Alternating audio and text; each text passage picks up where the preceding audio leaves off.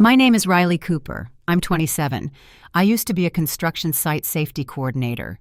I was good at it, damn good. But none of that mattered the moment I pulled my grandfather out of the rubble with one good arm and a heart full of hope. That was the day I lost half of my body and all of my illusions. Let me back up. It wasn't a random act of bravery. It was instinct, blood, family. The building was already half collapsed when I arrived on site. My radio was going berserk.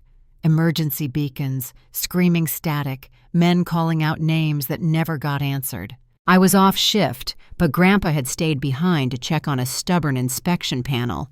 When I found him, he was pinned under a twisted metal beam, his helmet cracked, blood seeping through his shirt like an ink blot spreading across paper.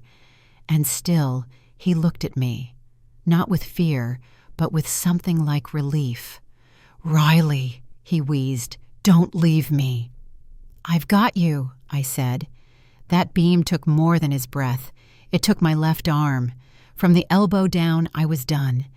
I don't remember the pain, just the heat, the pressure, the sound of my own scream as I lifted him out and felt my body tearing itself apart to make it happen. And when we broke through the wreckage, both of us alive, the news vans were already there. They called it a miracle. The fire chief called me a hero. The doctor said I should have died. And for about a week, I believed maybe it had all been worth it, until I saw the broadcast. It was a sunny Tuesday. I was eating cold oatmeal in my hospital bed, still learning how to manage with one hand, when the anchor woman's voice caught my attention. And joining us now, Mr. Ernest Whitmore, who was miraculously rescued from the collapse last Friday. That was my grandpa. I blinked at the screen, expecting to see him lean forward, eyes watery, voice thick with pride as he told the world about what I did, about what I gave. Instead, "I owe my life to my boy, Mason," he said. I felt my heart drop. "Mason's a fighter. That boy saw me buried and he didn't even hesitate, pulled me right out. I don't know where I'd be without him." The camera cut to Mason. Slick hair, shiny watch, perfect teeth. He wasn't even there that day. I watched him smile like a prince accepting a crown, nodding along with the praise like it belonged to him, like it hadn't cost me a part of my body, a part of my soul. The applause swelled. The chyron read, "Local son saves grandfather." And me? I was a ghost in my own story. That was the moment everything changed. And if you think this ends with forgiveness or some neatly tied-up family dinner, let me stop you right there. This isn't that kind of story. This is the story of how I lost an arm saving a man who would rather name his golden grandson the hero than speak my name. This is the story of how I disappeared from my own bloodline and how I came back louder than they ever expected. But before we get to the twist, before the whole world sees who really pulled who from the ashes, I need to tell you everything. Drop a hi in the comments or tell me where you're watching from. And if you've ever been erased by the people who should have been your biggest supporters, stick around, because I see you. And I think it's time we were seen. When you lose a limb, the world splits in two. There's the physical pain, real, raw, constant. The phantom aches that come in waves, as if your body still believes the arm is there, waiting to be used. The struggle of trying to button a shirt or hold a cup of coffee with one hand. And then there's the other pain, the one that doesn't bruise or bleed, but somehow cuts deeper. The pain of being invisible. I wasn't always the forgotten one. As a kid, I used to think Grandpa Ernest loved me more than anyone else. He was the only one who showed up at my kindergarten graduation when Dad bailed last minute. The only one who remembered my birthday when Mom forgot during her third stint in rehab. He used to call me my little hammer, said I was strong, dependable, built for work, not show. That made me proud back then. But things changed when Mason came along. Mason Whitmore, the family's golden boy, my cousin, Born 2 years after me, but you'd think he was the first and only light of this entire bloodline. Where I got hand-me-downs, Mason got tailored jackets. Where I got job advice, Mason got investment seed money. Where I got a pat on the back for finishing trade school, Mason got a party at the country club for dropping out of business school and exploring entrepreneurship. They always said we were just different. Mason was the talker, the charmer. I was hands-on. Translation? Useful when something broke, quiet otherwise. I didn't resent it at first. Not really. I told myself that hard work always pays off, even if no one's watching. That one day, they'd see what I was building. I just had to keep my head down, show up early, and leave late. But no matter what I did, how many hours I logged, how many busted pipes I fixed, how many friends' houses I helped rebuild after storms, the credit always floated toward Mason. It wasn't even that he asked for it. He didn't have to. He just walked into the room, and the room rearranged itself around him. Once, when we were 16, Grandpa took us both to a construction demo downtown. Said it'd be fun to see how real foundations were laid. I asked a dozen questions about weight loads and concrete ratios. Mason flirted with the receptionist, snuck a cigarette behind a crane, and fell asleep during the safety video. Guess who Grandpa told the family had a knack for site work? Yeah, him. I thought maybe I wasn't trying hard enough, so I pushed harder, got certified in site safety early, took night classes in structural analysis, became the youngest safety coordinator on our crew by 24.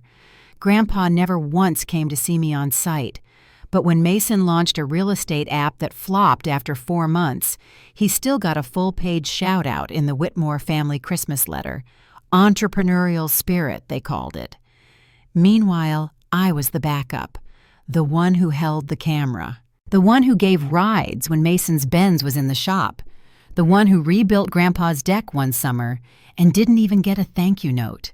I wasn't jealous. I just wanted to be seen. And then came the collapse. I had every reason not to go back into that building. It wasn't my job. My shift was over. I wasn't even on the call list. But when the emergency alert flashed across my phone, something inside me snapped. I knew Grandpa had stayed behind. I knew he was in danger. And I didn't even pause. I just ran. I ran into smoke, into fire, into the scream of steel breaking under pressure. I found him pinned. I got him out. I lost my arm. And somehow, he still didn't see me. He saw Mason. Of course he did. Mason didn't become the golden boy overnight. No, it was more like a slow, calculated coronation. A lifetime of small moments stitched together until the entire family wore his name like a badge of honor, and I was just background. I remember the first time I realized it. I was 11. Grandpa had taken us both to his office, a dusty old trailer next to one of his mid-sized construction projects. He gave Mason a hard hat that was too big for his head and told him, "You'll run this place someday." Mason grinned like he'd already bought the deed. Me? He handed me a broom. "Someone's got to keep the site clean, eh, Hammer?" He chuckled. I laughed too back then. Thought it was just teasing. But that moment stuck. Because even at 11, I understood the weight of that gesture, of who got to wear the crown and who was expected to sweep around it. Mason never had to earn their pride. He just walked into it like it was pre-written. He was average at everything: sports, school, even conversation. But to hear our family talk, you'd think he was the second coming of Steve Jobs and LeBron James wrapped into one. When he played JV basketball in high school, Grandpa called him an athlete in the making. When he got a B in biology, Aunt Meredith framed it and hung it next to her real estate license. When he crashed Dad's pickup into a light pole, everyone chuckled and said, "Boys will be boys." When I got straight A's in mechanics, they barely looked up from their wine glasses. It wasn't just Grandpa. The whole family had this mythology about Mason. They crafted it like a group project, one humble brag at a time. He couldn't cook? He's more of a visionary. He didn't show up for family events. He's just busy building his empire. He forgot Mom's birthday? He's got a lot on his plate. Meanwhile, if I so much as wore a shirt with a grease stain on it, Grandma would wrinkle her nose and say, "Riley, can't you at least try to look presentable?" I tried. God, I tried so hard. I showed up to every birthday, every funeral, every hospital visit. I fixed the back porch, rewired the breaker box, taught Uncle Daryl's twins how to ride a bike because Mason was too tired after his weekend in Miami. But guess whose name they brought up at every dinner? We're so proud of Mason. He's got that Whitmore ambition, don't you think? I heard he's in talks with an angel investor. Spoiler, the angel investor turned out to be Grandma, quietly wiring him $40K from her retirement fund after his second app failed. And you know what I got from her? A candle, pine-scented, from Target. Even on the rare occasions when I spoke up, when I tried to bring attention to the things I'd done, it always felt like shouting into a storm. "Hey, I got a promotion at work." "That's great, honey. Did you hear Mason's thinking about buying a Tesla?" "I finished rebuilding the roof on the Johnson house." "Mason says he's consulting on a new green living project. You should get into that, Riley. Something forward-thinking." They didn't mean to be cruel. At least I don't think they did. But erasure doesn't always come from malice. Sometimes it just comes from comfort, from the roles people assign you, because it's easier than updating their expectations. And Mason's role? He was their projection of success. He looked good in family photos. He made their dinner conversations feel aspirational. He wore the family name like it meant something more than what the rest of us had to earn. I tried to be okay with that. I tried to stay grounded in the reality of my work. I was saving lives, preventing accidents, building real things. Mason was selling vapor, digital promises that never shipped. But in the world they built around him, perception was everything. And so the boy who never lifted a single support beam in his life was applauded for understanding construction. While I was just the cousin who works with tools. The final straw came just months before the collapse, a fundraiser for Grandpa's old veterans group. I'd organized the entire thing, coordinated the site, set up the permits, recruited volunteers, even ran the emergency safety drills myself. And when it was over, when the night ended with fireworks and handshakes and a plaque handed out, guess who they called on stage? Mason. They said he helped strategize the branding. He showed up 2 hours late and brought a drone. That was it. And as the crowd applauded him, as Grandpa clapped him on the back and said, "That's my boy," I stood in the shadows, mouth full of dry lemonade, hands blistered from dragging generators all day. That's when it hit me. It didn't matter what I did. In their eyes, Mason would always be the headline. I'd always be the footnote.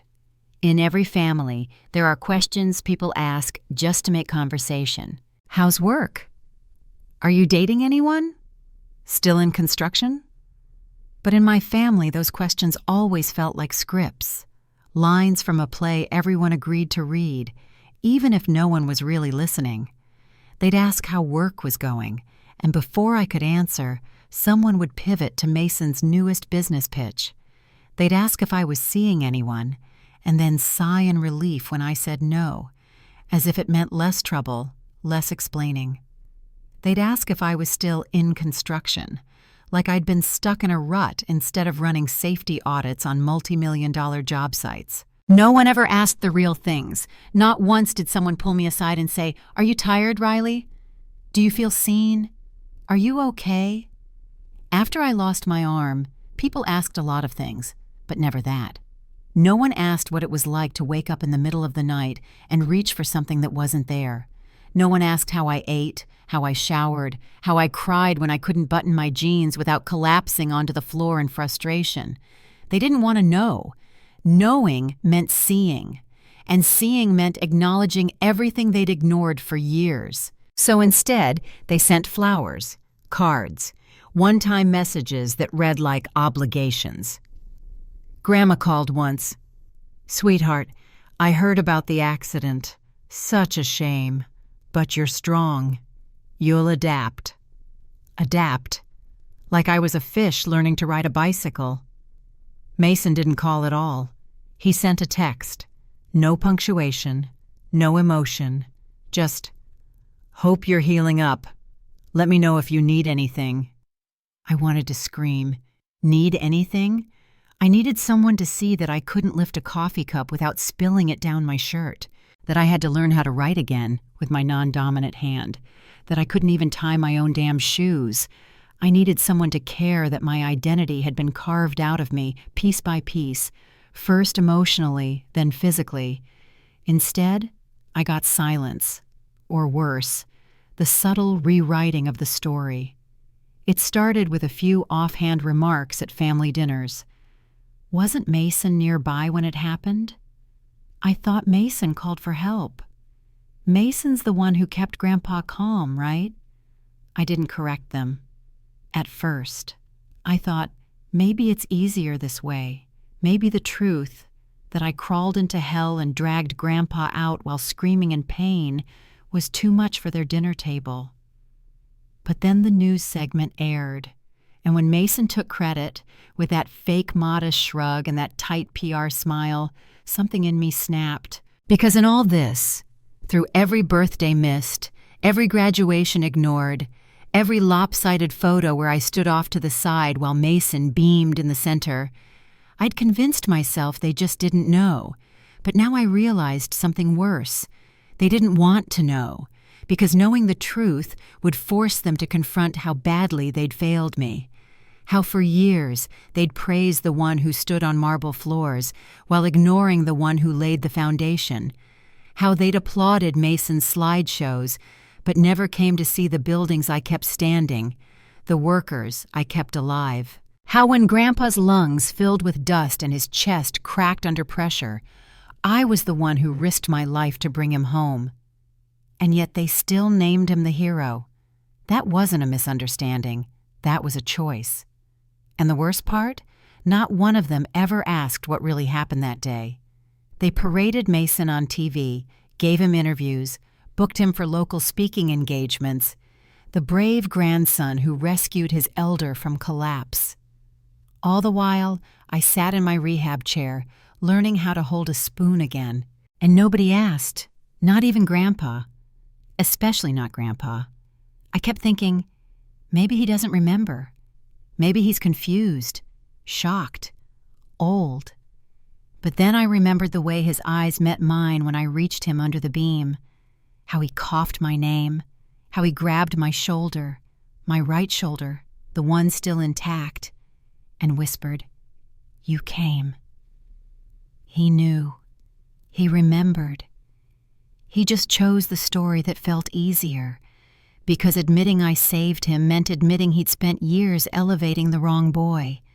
It meant admitting he was wrong. And for Ernest Whitmore, that was a bigger risk than a collapsed building. So they built a lie, stone by stone, and left me under the wreckage. Again. I don't remember the drive to the memorial. I don't remember who called to tell me it was happening. I just remember standing there, one sleeve pinned to my jacket, my left side empty and aching, while they all laughed and told stories like it was some kind of reunion.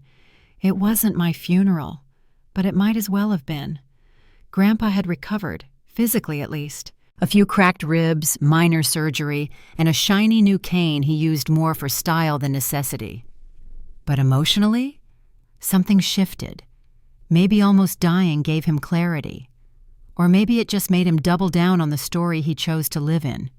Either way, he threw a memorial for the accident. Not for the crew members we lost. Not even for the building that would never stand again. No, it was a tribute to the miracle of family, he said. A celebration of how Mason, his legacy, had risked everything to bring him home. And yes, he used those exact words. Legacy. They held it at the golf club ballroom. Polished marble floors, White draped tables, expensive lighting. Mason wore a navy blue suit that fit like it was stitched from ego. Grandpa had a speech prepared. The whole thing felt like an award ceremony. They even had a slideshow. The first photo that popped up on the screen? Mason standing next to Grandpa in the hospital, both smiling for the camera like it was a photo op. The caption, "Our family's hero."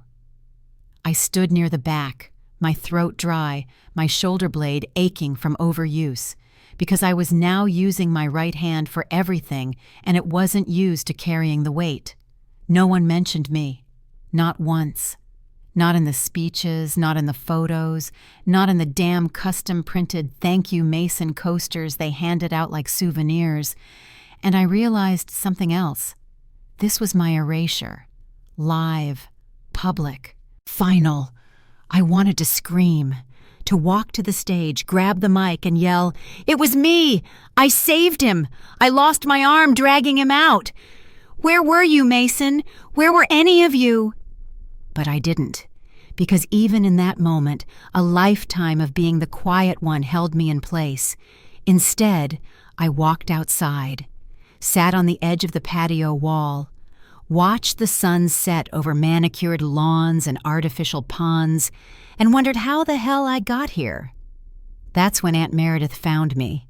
She sat beside me like we were just two cousins catching up at a barbecue. "I know this must be hard," she said, not looking at me. I turned to her. "You think?" She didn't flinch, just sipped her wine and stared out at the horizon. Mason's always had that spark, you know? He's a natural leader. He just lights up a room. "He wasn't even there," I said quietly. She paused. "I know." And that broke something. I looked at her. "You know? You all know, don't you? That it was me. That I went in. That I almost died." She didn't deny it. She didn't confirm it either. Just shrugged and said, "Sometimes the story people need isn't the one that's true. It's the one they can hold on to." I stood up, trembling, fuming, broken. "I didn't do this for a story," I said. "I did it because he's my grandfather, because no one else was going to." "And that," she said, with a small, condescending smile, "is what makes you so good, Riley. You don't need the spotlight." As if that was a virtue, as if invisibility was a moral achievement, as if being forgotten was something I should be proud of. I walked away. And that night, as I stared at the scar where my arm used to be, I made myself a promise. If they wanted a story, I'd give them one. But it wouldn't be the one they expected. It wouldn't be soft, or simple, or built on lies. It would be the truth. Unfiltered, unapologetic, undeniable. They buried me in their version of events. But I wasn't dead. Not even close. There's a funny thing that happens when people try to erase you. They think you'll stay quiet. That shame will swallow your voice, that if they don't speak your name, you'll simply vanish. But what they forget is, some of us were born in the silence, raised in the margins, forged in the empty spaces where love should have been. So when they tried to bury me, they didn't realize I'd already been living underground, and I knew exactly how to rise. The idea didn't come all at once. It started small, a single sleepless night and a blinking cursor. I opened my old laptop with my one good hand and stared at a blank document. I didn't know what to call it. I just typed, "This is what really happened the day the Whitmore site collapsed." And from there, it poured out of me. Every moment, every breath, every scream. I wrote about how I ran toward the smoke, how I found Grandpa pinned beneath steel and concrete, how I lifted that beam with the last strength in my body and dragged him out, arm shredded, blood soaking my clothes, how I blacked out in the ambulance and woke up missing half of myself. I wrote about the lies, about Mason's smug interviews, the doctored timelines, the memorial that turned into a coronation for a boy who wasn't even there. I included pictures, my arm, stitched, bruised, gone. The work boots I wore that day, still covered in dust and dried blood. A copy of the hospital report. Even a time-stamped photo from a construction worker who caught me on camera dragging Grandpa out. The post was long, raw, messy, but it was real. I didn't expect it to go anywhere. I hit publish on a Sunday morning. By Sunday night, my phone was melting. 20,000 shares, 50,000 likes, hundreds of comments. "You're the real hero." I cried reading this. "They don't deserve you, Riley." And then the media called. First, it was a local podcast, then an independent journalist, then, somehow, CNN. They wanted me to come on camera, to tell my side, to show the world what had really happened that day beneath the rubble. And for the first time in my life, I said yes. I walked into that studio in a plain button-down shirt and slacks, sleeve neatly pinned, hair combed, no makeup team, no PR rep, no cue cards. Just me, the forgotten granddaughter, the one they tried to cut from the story. The interviewer leaned forward and said, "So, Riley, what made you speak up now?" I looked straight at the camera. Because I didn't lose an arm to be forgotten. I didn't risk my life to be erased. And I won't let the world believe a lie, not when I bled for the truth. They played the original interview where Grandpa praised Mason. Then they played a clip from Mason's hero speech at a local fundraiser. And then they played my footage, my voice, my truth. The silence afterward was deafening. Even the interviewer looked shaken. "I guess," he said softly, "sometimes heroes don't wear capes. They just wear hard hats." I walked out of that studio to a different world. My inbox flooded with strangers, firefighters, EMTs, single moms, amputees, telling me I'd given them courage, that they'd been silenced too, that they finally felt seen. But not everyone was cheering. 2 hours after the segment aired, I got a call, unknown number. I almost didn't answer. "Riley," the voice croaked. It was Grandpa. And for the first time in years, he didn't sound proud. He sounded afraid. I didn't answer him right away. Grandpa's voice crackled on the line, rough like a radio signal cutting through static. "Riley," he said again, quieter this time, "we need to talk." Talk? Now? After he'd let the world believe I was a ghost, that I hadn't risked my life for him? After he held a damn celebration for the wrong person and never even looked me in the eye? I let the silence stretch. And then I said, "No, Grandpa, you had your chance to talk. I almost died for you. And you gave the mic to someone who wasn't even there." He didn't respond.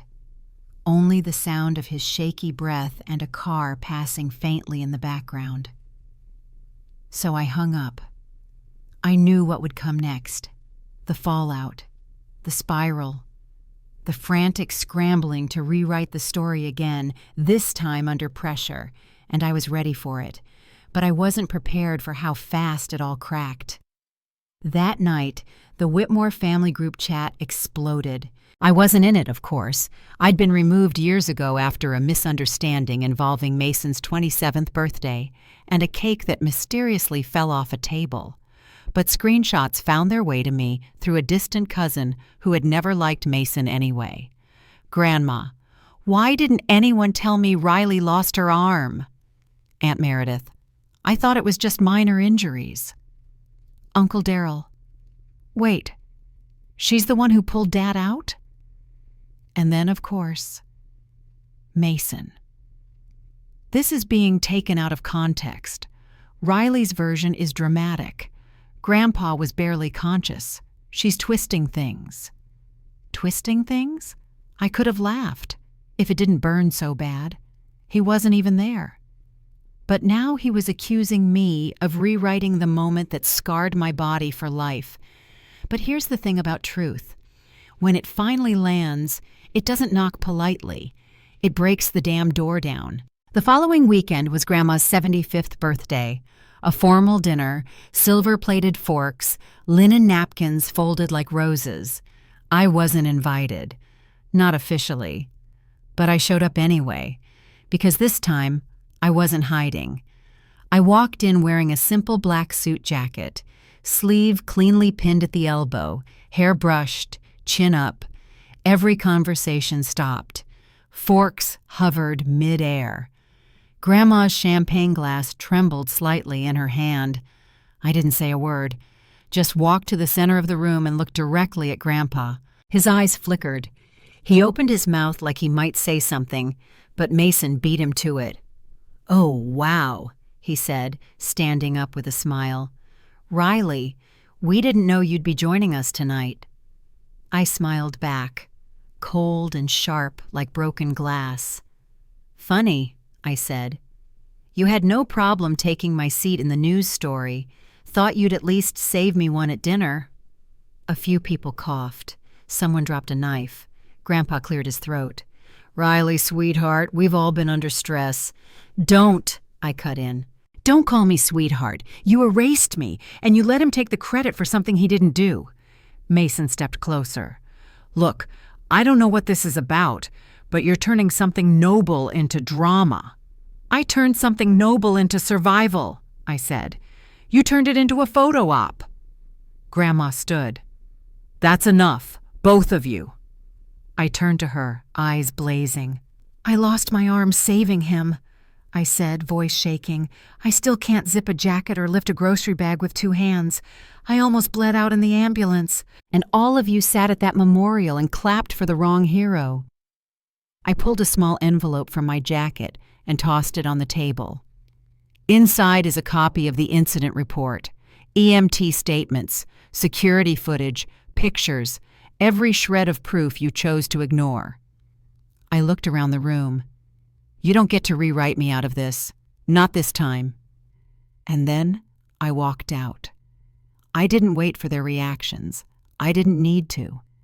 But just before I reached the door, I heard a voice, small, hoarse, barely above a whisper. "Riley." It was Grandpa. I stopped. He stood slowly, trembling just slightly, and said, "I'm sorry." I didn't turn around. Didn't let him see what those two words did to me. Because "I'm sorry" is easy when the world's watching. I needed to see what he'd do next, when no one was clapping. The next morning, my phone rang at 6:43 a.m. I almost didn't answer.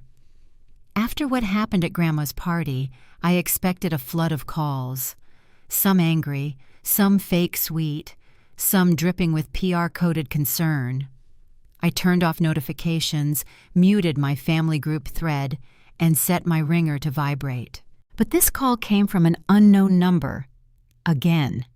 I almost let it go to voicemail. But something, maybe morbid curiosity, maybe something deeper, made me pick up. "Hello? Riley?" It was Mason.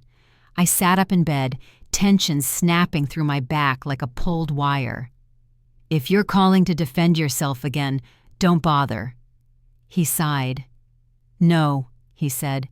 "I'm not calling to defend myself. I'm calling to explain." I barked a hollow laugh. "Little late for that, don't you think?" There was a pause, and then, "Look, I know you hate me.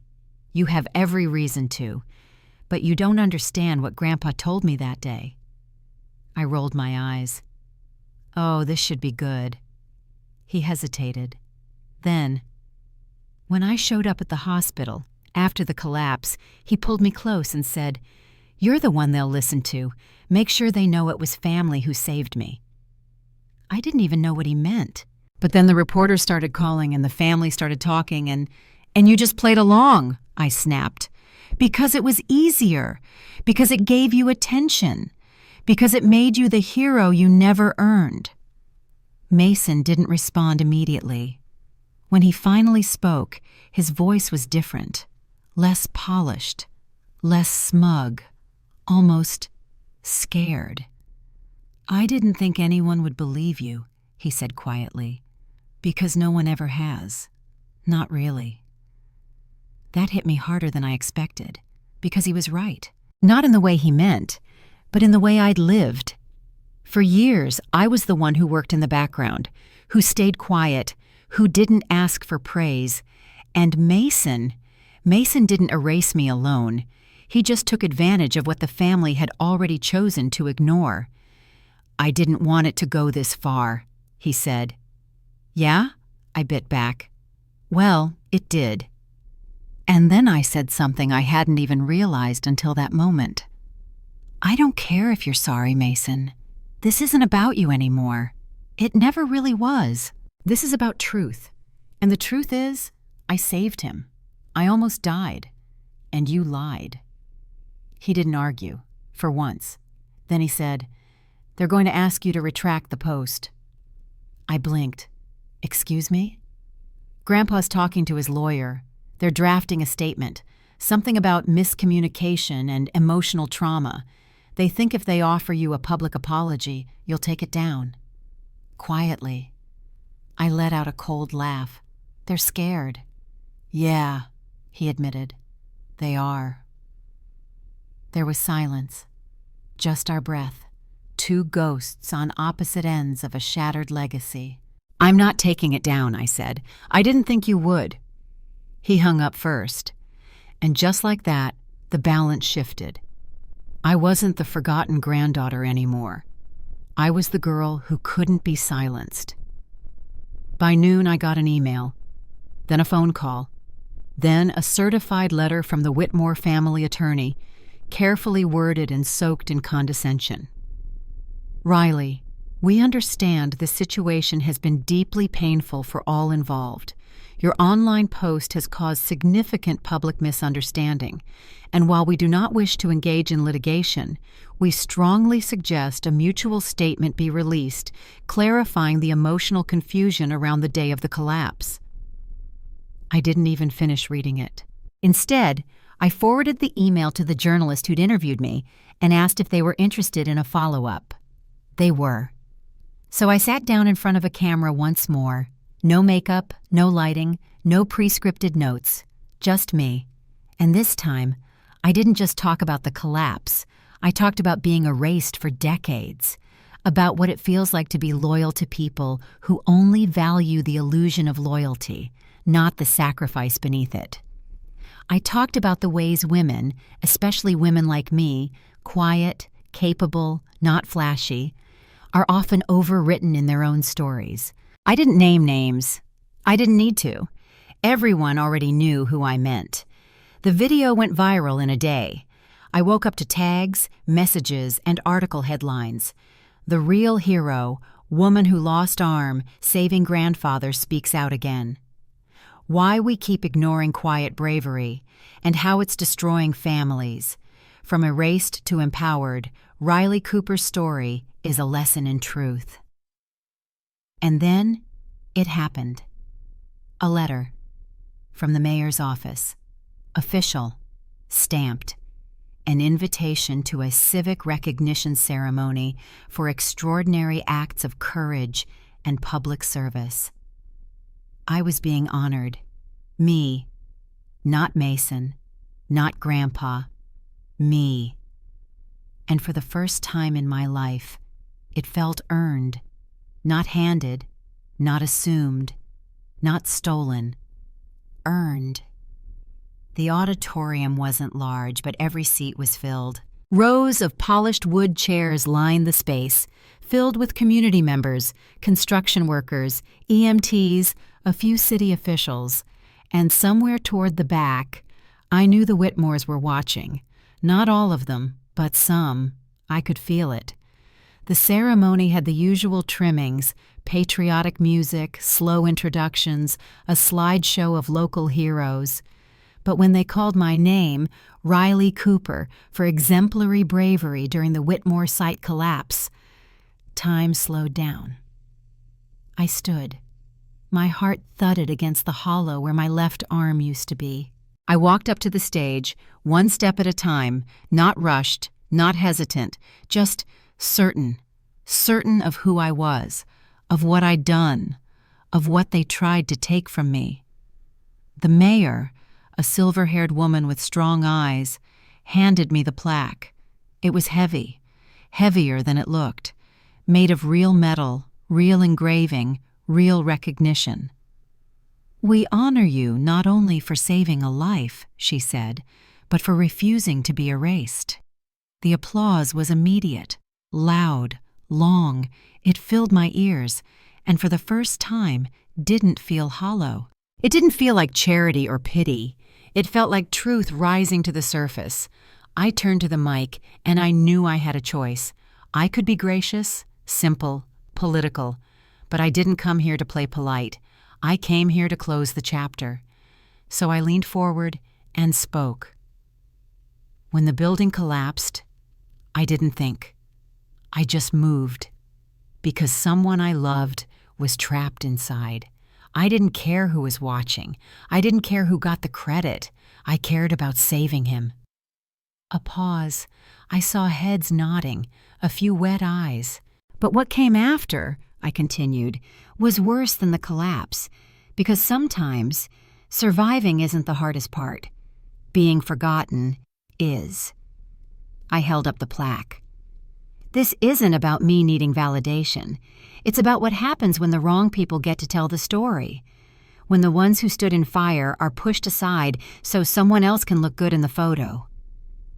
My voice didn't shake. I lost an arm, but I gained a spine. Soft laughter, then quiet. I stand here for everyone who's ever done the real work behind the scenes and been written out. For the silent heroes, the background builders, the people who show up every day without applause. Then I looked straight down the center aisle, where I saw them, Grandpa, Mason, and an empty chair between them, Grandma's. She hadn't come. Too embarrassed? Too ashamed? I'd never know, and honestly, I didn't care anymore. I nodded toward that space. That empty chair says more than any speech ever could, because sometimes the people who raised you will never be brave enough to face you. And with that, I stepped away. The crowd rose, applauding, cheering. Some whistled, some clapped quietly, reverently. But I didn't look for their approval anymore. I looked for peace, and that's when Grandpa stood up. He didn't walk toward me. He just stood. Our eyes locked across that sea of clapping hands. He raised his cane slightly, not in triumph, but like a signal, a salute. I gave him nothing in return, because standing up too late isn't bravery, it's regret in dress clothes. Later, I found out he'd been the one who left that chair empty, said, "It's for Riley's other half, the part we didn't honor before." Too little, too late. That night, Mason tried to approach me outside the venue. Cameras were still flashing. I could feel the city buzzing around me. He looked different, smaller, less smug, like a man who'd finally seen the truth in his own reflection and didn't like what stared back. "I wanted to say," he started. "You already did," I cut in. "With your silence." He nodded, didn't argue, didn't try to spin it, just turned and walked away. And as he did, I realized something I hadn't allowed myself to feel until that exact moment. Freedom. Not revenge, not vindication, just release. Because this story was no longer about them. It was about me, about the fire I walked through, the blood I spilled, the dignity I reclaimed, the version of myself they tried to bury and failed. That night, I took the plaque home and set it on my shelf, right next to a photograph of me on the day of the collapse. Dust-covered, arm-wrapped, face pale but defiant. I didn't smile, but I felt whole. For the first time in years, I didn't need anyone else to tell me who I was. I knew. After the ceremony, the world outside felt quieter. Not in volume, There were still reporters, still social media buzz, still people tagging me in posts and videos and threads, but quiet in a different way, like something had shifted, like a dam had finally broken. And all that rushing noise? That wasn't chaos. That was truth finally moving. But inside the Whitmore household? Silence. No messages from Aunt Meredith, no surprise texts from Grandma, no follow-up calls from Grandpa, not even a passive-aggressive meme from Mason. Just a black, echoing quiet, the kind that settles in after something sacred has been shattered. I didn't mind. I thought I would. But after standing in that auditorium and speaking my truth into a microphone, I realized something. The opposite of love isn't hate. It's being okay without needing it anymore. Still, the fallout was visible everywhere I turned. Whitmore Construction quietly pulled Mason's name from their public site as future operations head. No announcement, no explanation, just gone.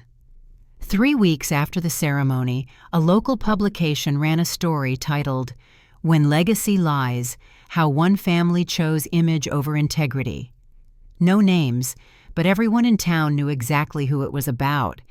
And beneath the article was a quote from a source listed only as a former family friend. She was the only one who ever showed up when it mattered. They just didn't like how her truth made their story look. I didn't write it, but I could have. Word traveled fast in our little town.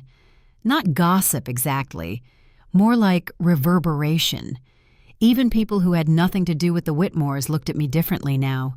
Store clerks, neighbors, former co-workers. There was this strange blend of respect and apology in their eyes, like they were seeing me for the first time, and also realizing how long they hadn't.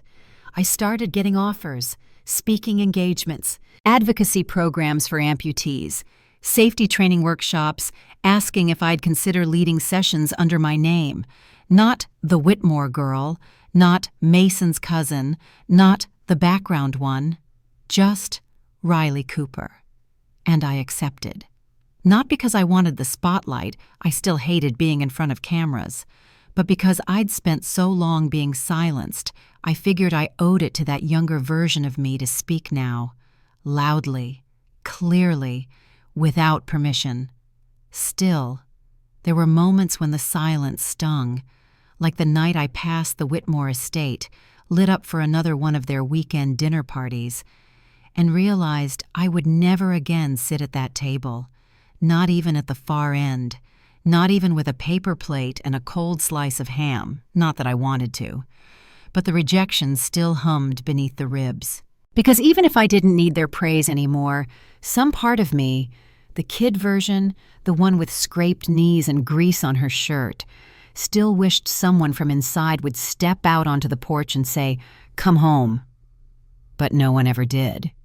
It wasn't until late fall, nearly 2 months after the ceremony, that Grandpa reached out again. It came in the form of a letter, handwritten, on old yellowed paper. I almost didn't open it. I stood in the kitchen, envelope trembling in my one good hand, debating whether or not it was worth reading another "I'm sorry" that meant nothing. But I opened it anyway. "Riley, I watched you speak. I watched the whole room lean forward like they'd never heard you before. I did too. I was wrong. Not just about the collapse, not just about the credit. I was wrong long before that. I raised you to be quiet. I taught you that humility meant staying small. And then I turned around and rewarded the loudest person in the room. That's not loyalty. That's cowardice. I don't expect forgiveness. I just want you to know I saw you that day under the rubble.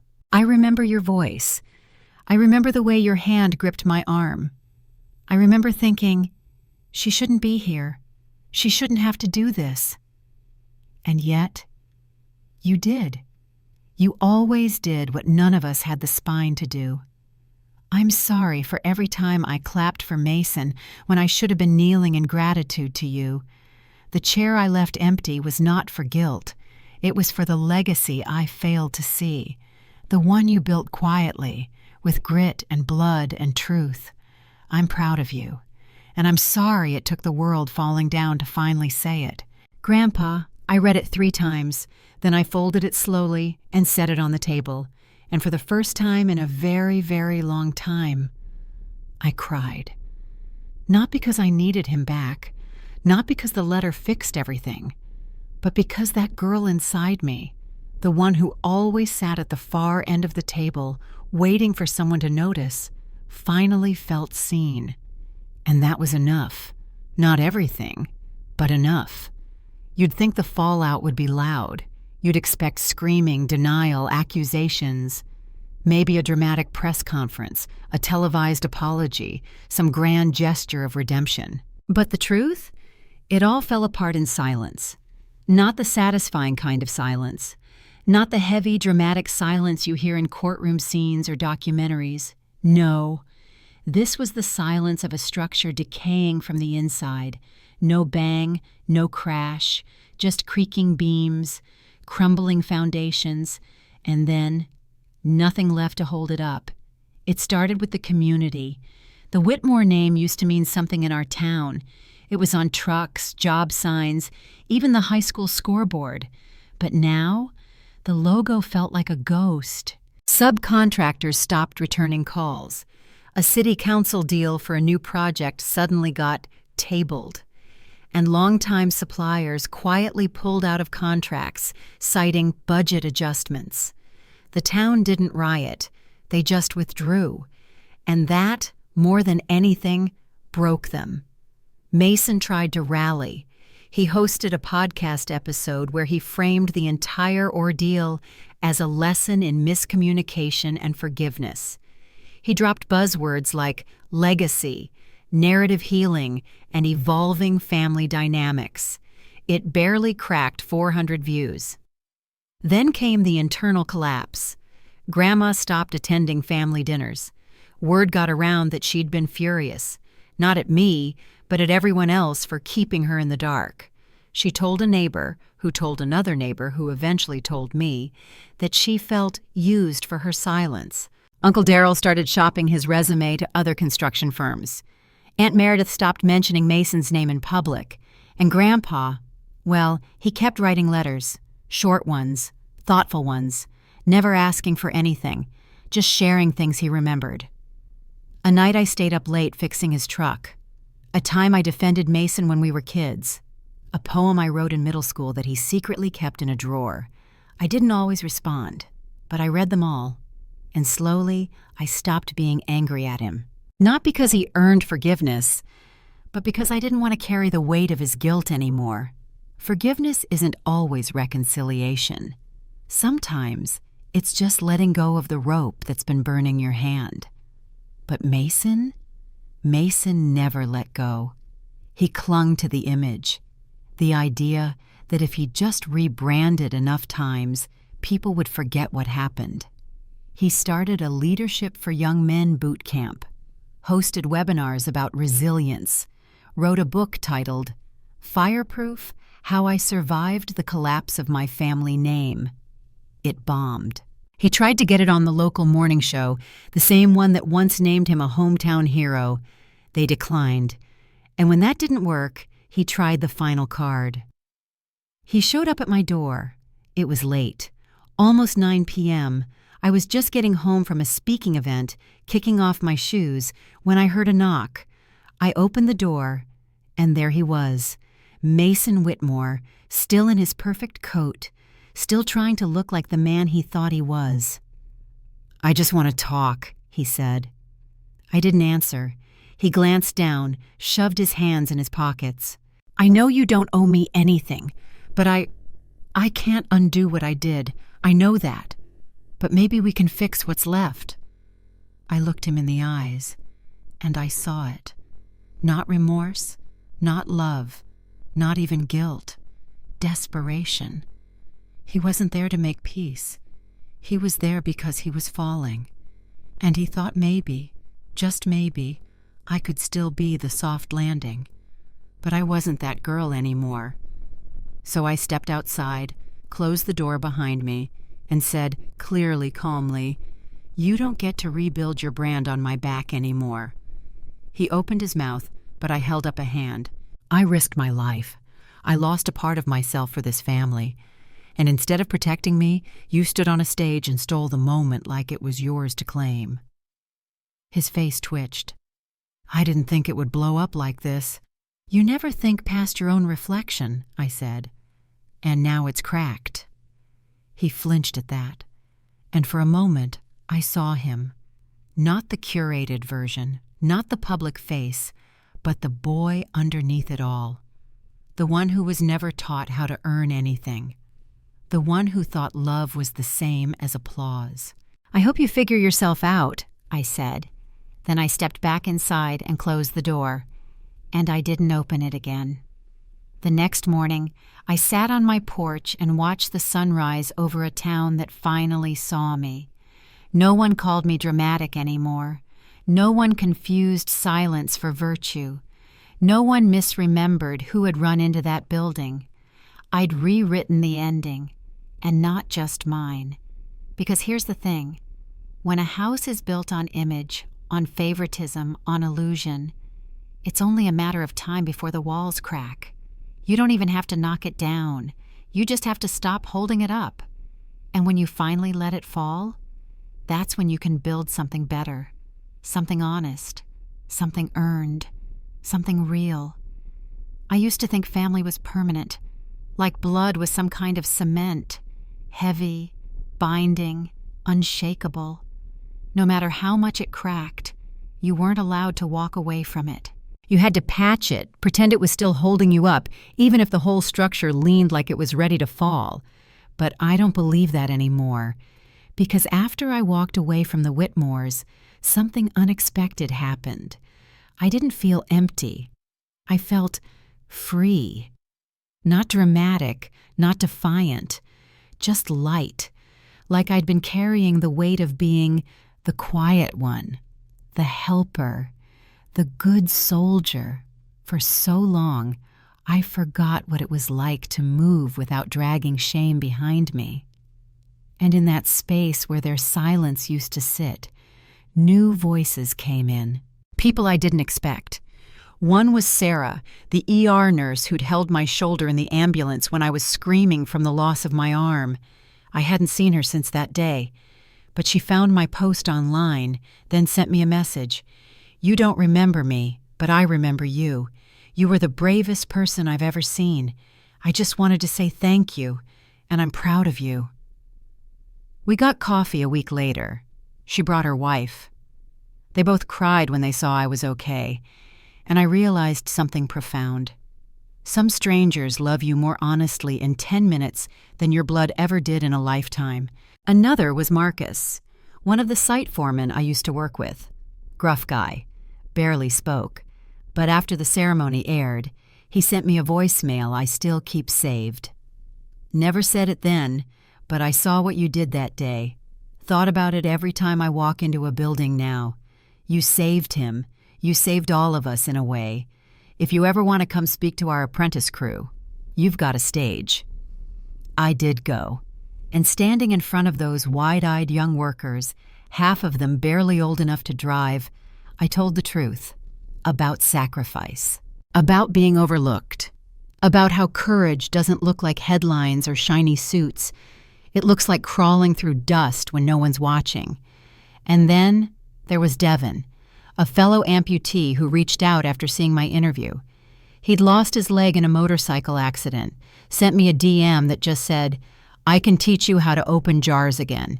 No pressure, just solidarity. I met him on a Thursday afternoon in a park near the city center.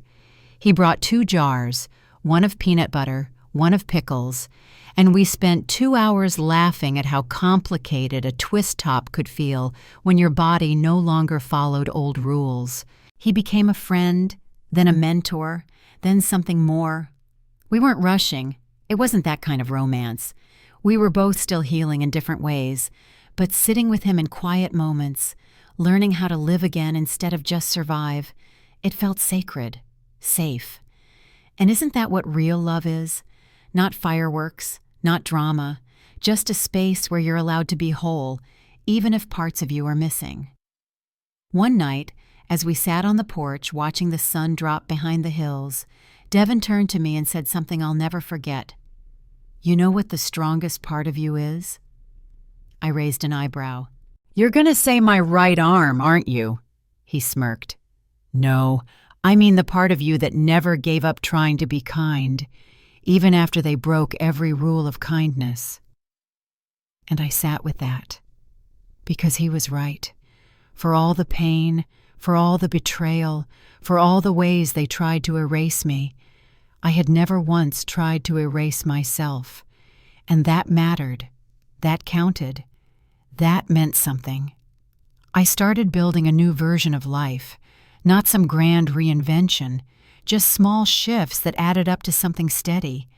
I joined a community of trauma survivors, volunteered at a burn recovery unit once a month, taught part-time at a local trade school, helping the next generation of builders learn what it meant to protect a site and the people on it. One afternoon, during a particularly rowdy Q&A session, a student asked, "What do you say to people who don't believe you?" I smiled and said, "Nothing. I show them." That's the thing about truth. Eventually, it doesn't need defending. It just needs to be lived. And mine, it looked like a quieter phone, a clearer conscience, a stronger spine, and a circle of people who didn't need my pain to love me. They just loved me because I existed. And you know what else? I didn't miss them. Not the family dinners, not the forced smiles, not the exhausting performance of pretending I didn't see the favoritism. Because now, when I sit at a table, even if it's folding chairs in a church basement or stools at a diner downtown, I know everyone there wants me there. Not what I can do for them, not who I make them look like, just me. The woman who walked into the fire and came out forged, the girl who lost her arm but found her voice, the granddaughter who never needed their approval to be enough. Just Riley, finally, fully, unapologetically Riley. There's power in a name, not just the syllables, but in who gets to say it, who gets to define it, who gets remembered by it. For years, my name was always in the footnotes. Whispers. Introductions that came with apologies or qualifications. "This is Riley. She works construction." "Oh, you mean Mason's cousin?" "She's Ernest's granddaughter, the quiet one." Even when I saved his life, they still didn't say it. Not out loud, not fully. But now it was mine again.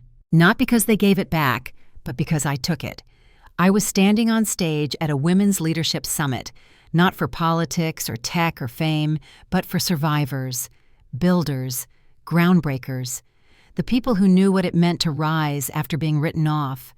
The room was packed, mostly women, mostly quiet power.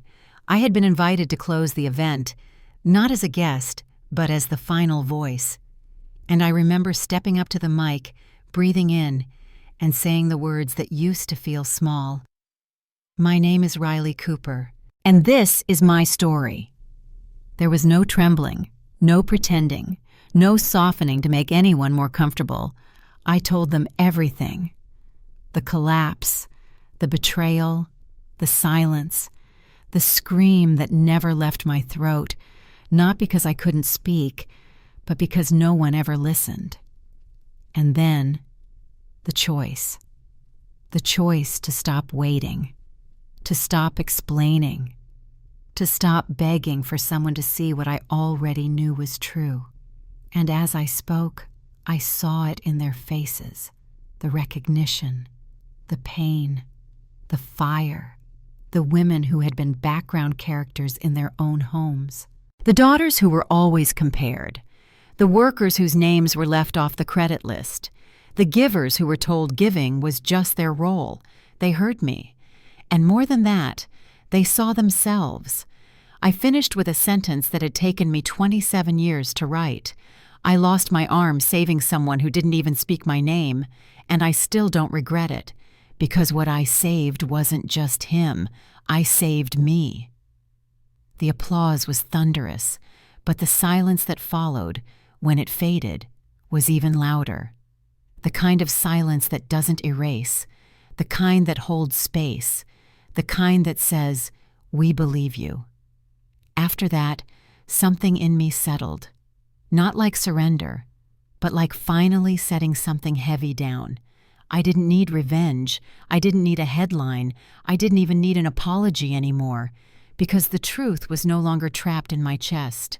It was out there, living, breathing, working.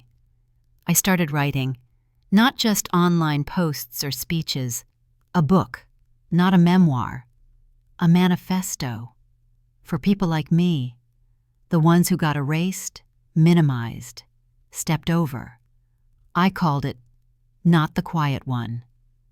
A publisher picked it up within weeks, said it was raw, disruptive, and urgently necessary. I didn't care about the reviews.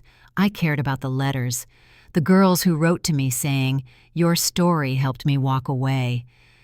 I finally told the truth after 15 years. I didn't know I was allowed to matter until you showed me I could. That's when I knew I hadn't just survived. I'd started something. And then, one spring afternoon, I got a call. The number was local, but unfamiliar. "Ms. Cooper?" the voice said. "This is Detective Alton from City PD. Sorry to bother you, but you might want to come down to the station. Someone left something for you." I was confused, but curious. So I went. And there, waiting in a plain manila envelope, was a small, dusty notebook. No note, no name, just initials, E.W. Grandpa. Inside were pages and pages of handwriting, memories, plans, even things he regretted, contracts he'd faked to help Mason start up, meetings he canceled because you wouldn't shine like Mason in the room. Scribbled confessions of all the ways he'd tried to force a story that was never true. And in the very last entry, written in a hand so shaky I had to tilt the page just to read, "If legacy is what we leave behind, then I hope this story reaches the one who deserved it all along. Not because she saved me, but because she never stopped saving herself." I don't know what happened to him after that. I never replied, never called, never visited. I didn't need to, because legacy isn't what they give you. It's what you build when no one's watching. And I was still building, one brick at a time. Today, I still wake up some mornings and reach for the arm that's not there. But now, when I feel that emptiness, I don't ache. I smile. Because I remember what I traded it for. The truth. My name, my story, my life. And if you're reading this, or listening, or sitting on your own porch somewhere, wondering if anyone will ever see the version of you that matters, let me say it plain. You don't have to wait for them. You get to say your name. You get to tell your story. You get to matter, loudly, boldly, painfully, beautifully, without their permission. You already do, just like I do. My name is Riley Cooper, and I am no one's background character. Not anymore.